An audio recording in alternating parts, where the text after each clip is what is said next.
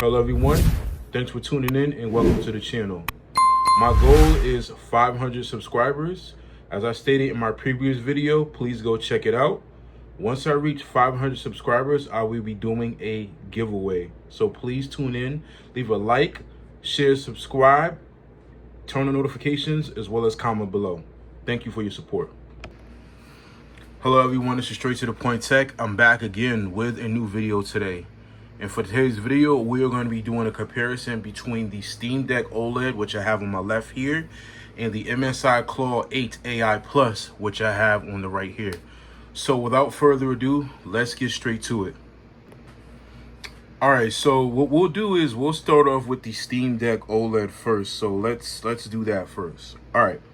So the Steam Deck OLED has a 7.4-inch screen. So for most people, that's big enough. Definitely better than the 7-inch screen, which is on the ROG Ally and the Ally X. It has HDR OLED, which is, obviously something that we all want, but many manufacturers fail to add HDR minimum, at least to LCD displays. But yeah, anyway, so a 7.4-inch screen, it supports HDR. Of course, it's an OLED display. It's touchscreen. Now, the display is 1280 by 800, but it works so perfect because of the PPI, right? Which is pixels per inch. Because the display is smaller and the resolution is lower and it supports OLED technology and it's HDR, the colors are really saturated and pop. So don't, take that as a negative. It's definitely a positive. Now, the refresh rate is 90 hertz and is a 1000 nits in HDR and 600 nits in SDR. So bright enough for most people, and the contrast ratio is 1,000,000 to 1. So definitely it gets bright enough, and then the color gamut is wide enough as well. So it's about 110%, give or take. So all in all, what I'm ultimately saying to you, if you decide to go with a Steam Deck OLED as your handheld device, you won't be disappointed, especially with the display. The colors pop, high refresh rate, definitely, a plus in the categories that you're looking for as far as everything goes. So I know I just, basically went over the display technology. So it does support Wi-Fi 6E, which is tri-band, not the latest, but under Wi-Fi 7. Bluetooth 5.3, so you can connect your Xbox Series X controller, Series S, Xbox 360, PS4, PS5 controller, whichever you decide to choose. This just about will take any controller. It will work. Now, it does have one USB-C port on top, and that's basically to connect your power brick to it to charge. Now, this device will go up to 100 watts charging from when I tested. So 100 watts maximum, but the base power brick is 65 watts. So definitely you can go with that if you decide to. And then the battery is a 50 watt hour battery. So basically the battery life on this device is long enough depending upon what type of games you're playing, okay? For example, if I'm playing like Watch Dogs, which you see right here, Sleeping Dogs, the Definitive Edition. If I'm playing Sleeping Dogs, the Definitive Edition, and I adjust the TDP and refresh rate to 60 hertz, I can go longer. I probably can get about 2.5 to 3 hours of gameplay, right? But if I'm maxing out my refresh rate at 90 hertz and I've had the screen brightness up, then basically we're talking about the battery life going down to maybe 2 hours, the minimum.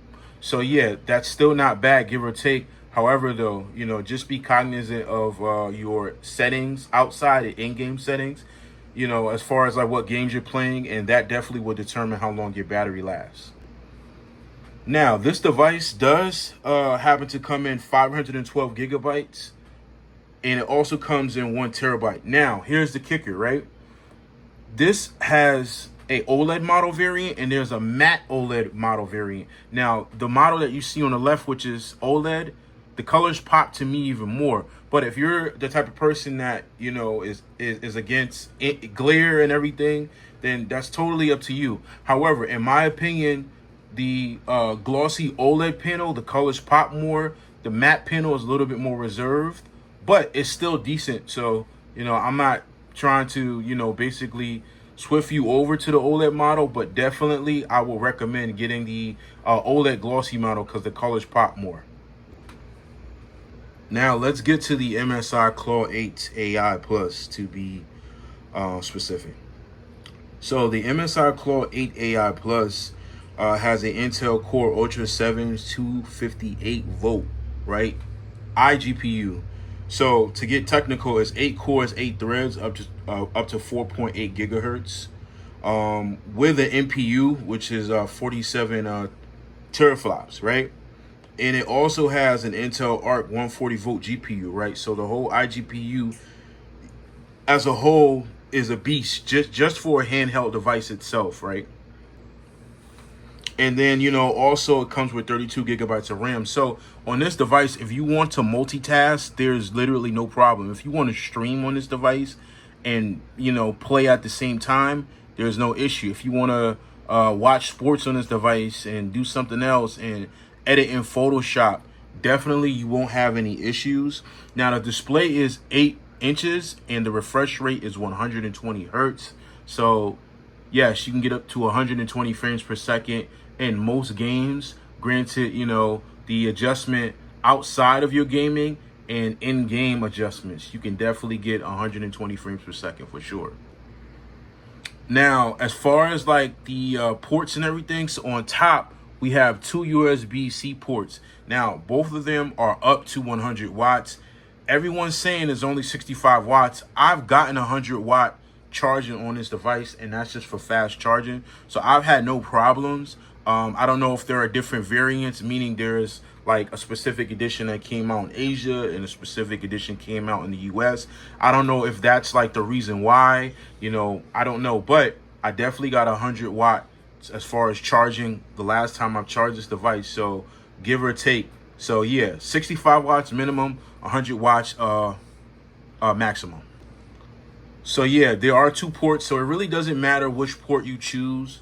You can choose either or. It really doesn't, you know, it doesn't matter at all. Now, the battery is 80 watt hours, so you get really good battery life on this. And going back to what I said about the Steam Deck OLED, it just all depends on what game you are playing. If you are playing a game with GPU intense, yeah, so if you are playing a game that is GPU tense, it's definitely going to determine your battery life, or iGPU rather.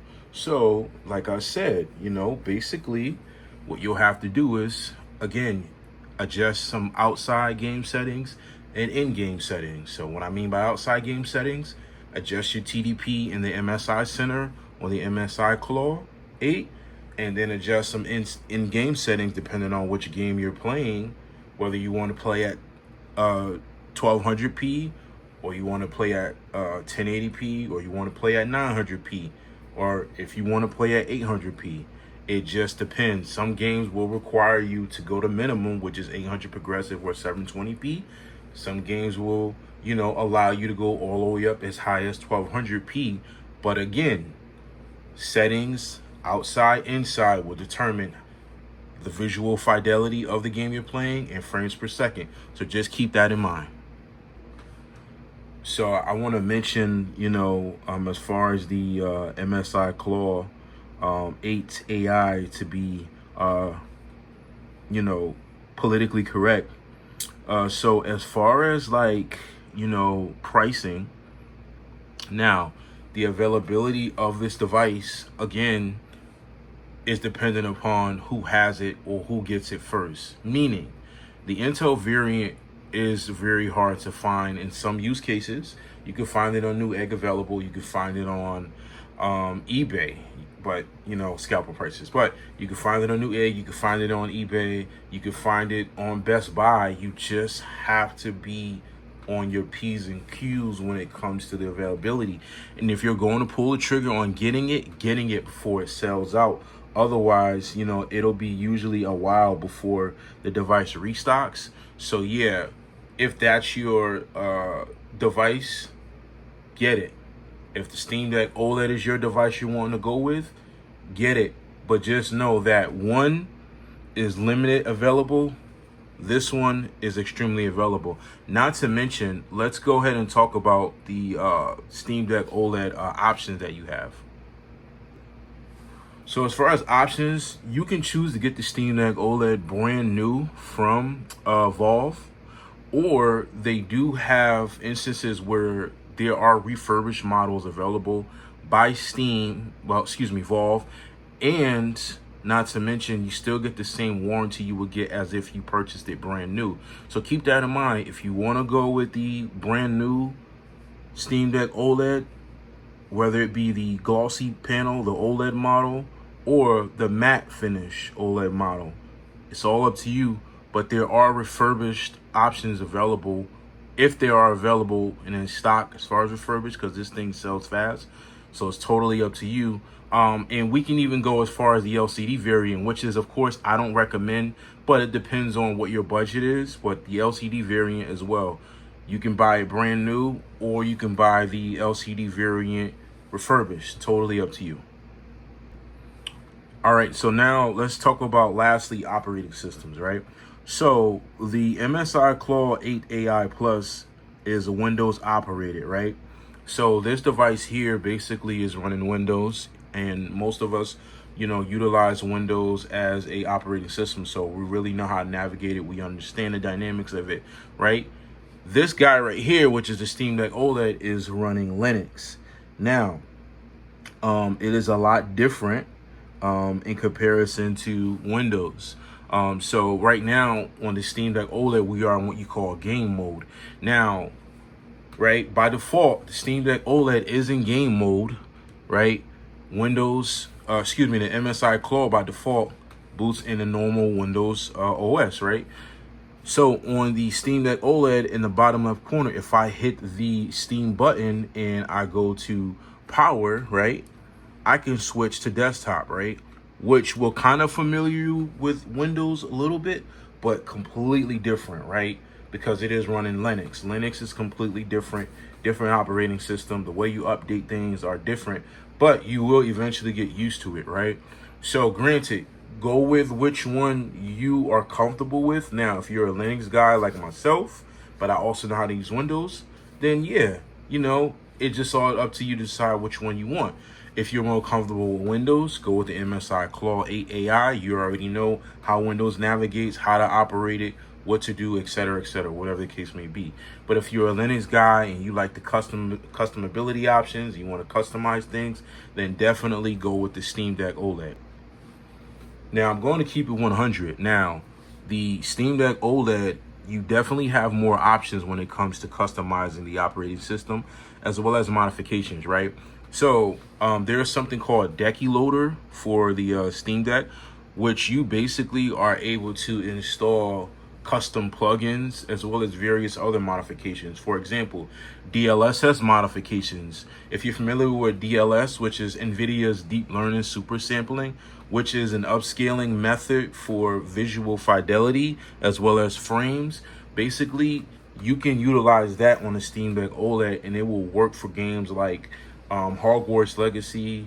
It'll work for Stalker 2, pretty much any game that supports DLSS, and the whole purpose of it is to get more frames per second and boost your visual quality. So you only get options like that on a Steam Deck OLED, and that's totally up to you if you decide to go that route with the customability. But just know that, yes, you have that option via something called Deck Loader. So that's like a W for the Steam Deck OLED. So yeah, as far as like wattage goes, if I didn't mention it, I have a tendency of forgetting some things in videos, y'all forgive me. So this device caps out at 15 watts. This device caps out at 37 watts. So when we talk about wattage, we're talking about like able to crank the settings, just in layman terms. We're able to crank the settings to maximum when it comes to frames per second and quality of our device, right? So we're talking about the higher the wattage goes, the better frames per second and performance we'll get. The lower frames per second, right? Less visual fidelity, but more battery life, right? So give or take, this device goes up to 15 watts. This device goes up to 37 watts, right? This device can only play at maybe half this. this device can play at more, right? But the biggest difference is depending on what games you're playing, right? Steam Deck OLED, in my opinion, is purely the best for indie games and older games from like the 2007, 8, 9, 10, 11. Games that go all the way from the year 2000 and about 6 to 2000 and I'm going to say 17, 18 maximum. This this device mostly will be able to run it even at 15 watts, 1200, by 800 progressive at 60 frames per second minimum, versus this device here, which is the MSI Claw 8, will be able to run most games at 1080p or 1200p at max settings, right? But depending again on how you scale your in-game settings, you'll be able to get 60 frames, you may be able to get 90, you may be able to get 120, you may only be able to get 30 frames per second. It just solely depends on, again, the in-game settings. So please, I hate to continue to repeat it, but I have to. Just keep in mind so you're not disappointed. What are your game settings on the outside and what are your in-game settings? So you may be asking, yourself, in my opinion, what's the final verdict? And for me, I'm gonna say this wholeheartedly and honestly, without just being overly technical, because I don't want to use a bunch of technical jargon. I'm gonna say the Steam Deck OLED has a beautiful display. The battery life is much longer. The performance is consistent, right? When I say the performance is consistent, it's like a Honda Civic, right? It just goes, right? It's plug and play. And the ergonomics are much better, right? That's the Steam Deck OLED. So again, I'm going to repeat. A better display because it's OLED, longer battery life, consistent performance. It's a plug and play device, right? That's the Steam Deck OLED. When it comes to the MSI Claw 8 AI Plus, it has Windows, right? Windows 11 to be exact, right? And you can install SteamOS now on this device if you want to. I don't recommend it, but you do have the ability to install SteamOS on this device. We'll get into that in another video, but yes. But this one's Windows 11, which you may be familiar with. It has future AI capabilities. The screen is larger. It's a 1200p, 120 hertz device, right? And then the CPU, aka iGPU, right, which is everything together, is just more powerful, and it has 32 gigabytes of RAM, which is a major W, right? 16 gigabytes of RAM, 32 gigabytes of RAM. So if you're somebody who's going to be making content, and let's say you're an artist or you edit videos and you have to do them on the fly, you have a camcorder and stuff like that, and you're traveling a lot, and you're like, hey, I don't have time to bring my laptop everywhere, but also maybe to kill time at the airport, you want to play some video games, or you want to do this, or you want to do that, or whatever the case may be, this device is going to be your overall versatile device. Versus this is a purely handheld gaming device. It gets no better than that. Yes, you can go on desktop mode. Yes, you can go into any web browser you like of your liking and get on the internet. Absolutely. But this device right here is definitely going to give you a better bang for your buck if you want to do much more than just game. So that's my final verdict. All right, so I appreciate y'all tuning into this video. I hope it helps, you decide which handheld device you want to go with. Again, I appreciate your support. I'm now at 300 subscribers. Again, thank you for the support. I thank you all so much. And as I stated in the beginning of this video, once I reach 500 subscribers, I will be doing a giveaway. Stay tuned for the next video. Listen straight to the point tech. I'm out. Make sure you leave a comment below. Like, share, subscribe. I'm out. Peace.